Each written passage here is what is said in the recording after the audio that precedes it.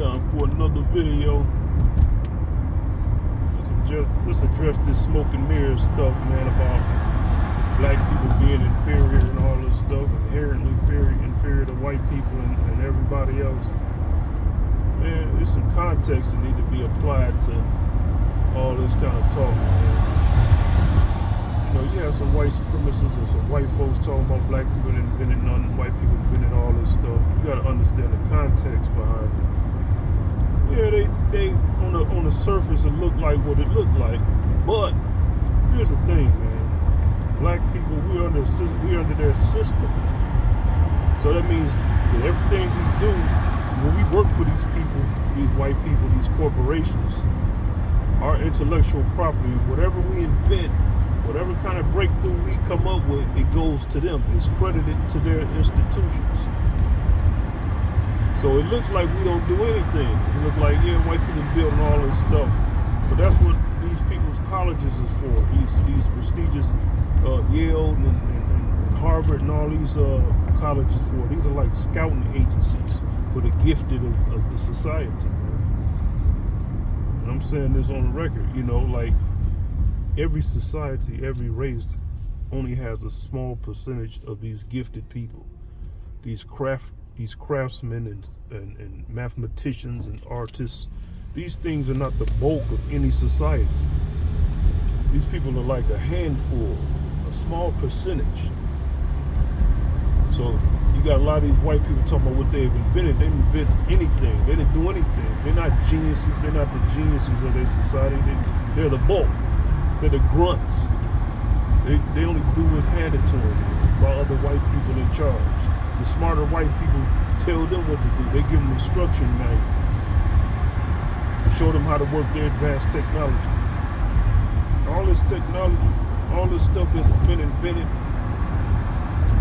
it's only been invented by a small handful of people. Where it can be invented by a small handful of white people, a small handful of black people, Asians, small handful of East Indians, small handful of Hispanics, small handful of Aboriginals. You know, don't let these white people, black people, try to convince you that we haven't done anything. The evidence is swallowed up, so to speak. It's swallowed up in their institutions, man. When you work for these companies, man, under their banner, whatever you invent, whatever breakthroughs, like I gotta reiterate, goes to them. It gets credited to them. Whoever's over their department or whatever, a white person who makes a deal, you know, they just take the credit for it, man. Think about it, like if a black person invents something with a breakthrough or something, they want to get paid for it, right? They might sell the idea, the invention, anything. We don't really know what's going on behind the scenes, man. But we do know that black people have inventive thought. And here's the thing about invention, black people. In order to invent, we gotta have an imagination, man. And a lot of people don't have an imagination like that. You can't just know math and science. You gotta have an imagination. You gotta imagine seeing things. You know, you gotta imagine what this thing would look like, and then you gotta apply the math and science to try to figure out how you can do it. Somebody say, I'm gonna fly like a bird. You know, then you gotta imagine that it can be possible. Then you gotta apply the math and science around it to figure it out. A person who doesn't have an imagination, who can't fantasize about things, and see things, they're not gonna be able to invent anything. That's why you have a lot of white people who steal ideas. You know, some African in Africa might come up with something.